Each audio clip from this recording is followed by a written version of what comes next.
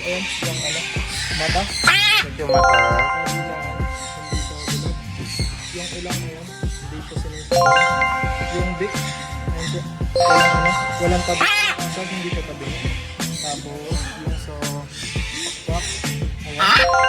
Hindi ko baldado. Malikot loose. Ayan, pahawak ko.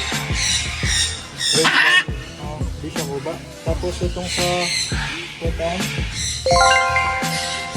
Sa wetan. Kung siya nagpapain. Kukodad dito sa kaliwa. Ayan. Kompleto. Tapos, kukodad dito sa kanan. Kompleto din. Healthy talaga tapos dito. yung body base sa hawak.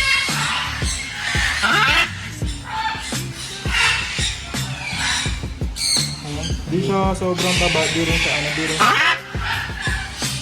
So healthy yung ibon. Yan ang dapat malaman ng mga bibili.